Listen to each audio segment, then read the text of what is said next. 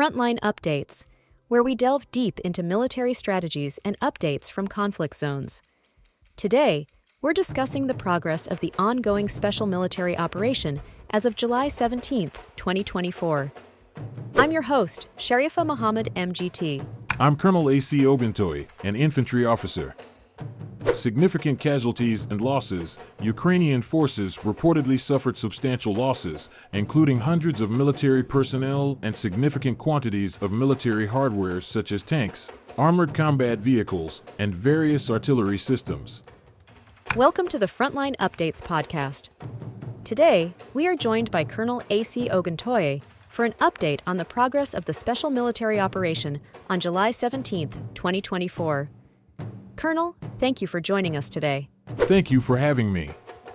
It's important to keep the public informed about the developments on the ground. Colonel, could you start by giving us an overview of the current state of the operation? Yes. The Russian armed forces continue to conduct the special military operation with significant activity across multiple regions, focusing on both offensive and defensive maneuvers to weaken the opposing forces' capabilities. Can you share specifics about the activities in the northern regions from today's operations? In the northern regions, specifically around the settlements of Volchansk, Veterinary, and Krugloye in the Kharkov region, our troops have been quite active. They successfully defeated units from the Ukrainian 57th Motorized Infantry Brigade and the 107th and 113th Territorial Defense Brigades. They also repelled a counterattack by the 92nd Assault Brigade, resulting in significant Ukrainian losses, including military personnel and key artillery assets. That's a substantial engagement. What about the western regions? In the west, our troops continue to advance, securing more advantageous lines and positions. They engaged several Ukrainian brigades, such as the 44th and 115th Mechanized Brigades, inflicting heavy casualties and destroying critical equipment, including a Polish-made Krab self-propelled artillery mount and an electronic warfare station. This area saw one of the highest numbers of enemy losses today. Moving to the southern operations, what developments can you report there? In the south, particularly near Konstantinovka and Krasnoye in the Donetsk People's Republic, our forces had a successful day, defeating the 72nd Mechanized and 5th Assault Brigades of the Ukrainian Armed Forces. The enemy's losses were significant, including armored combat vehicles and several artillery systems, which underscores the intensity of the combat in this sector. How about the central region? In the central sector, particularly around Novoselovka and Druzhba, our troops improved their tactical positions and decisively defeated formations from the 47th Mechanized and 95th Air Assault Brigades.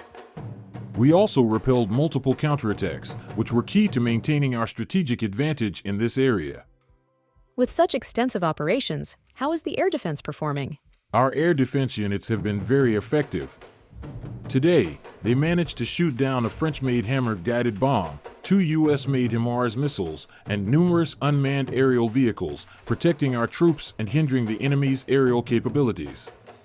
Finally, Colonel, can you provide an insight into the total impact of the operation since it began? Since the operation began, we have achieved significant results in reducing the enemy's capabilities.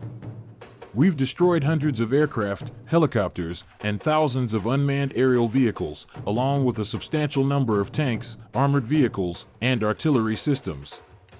This has been crucial in limiting the enemy's operational flexibility and capacity. Colonel, thank you for providing such a detailed briefing on the current military situation. Your insights are invaluable to our understanding of the conflict's dynamics. And thank you to our listeners for tuning in. Join us next time as we continue to provide up-to-date coverage on global military affairs. Stay with us for more updates and expert analyses on global defense and security issues. Stay informed, stay secure. Thank you for giving me the opportunity to share this information. It's crucial for understanding the complexities of these operations. And Israeli attacks in Gaza kill 81 people in a day as released Gaza detainees recount torture.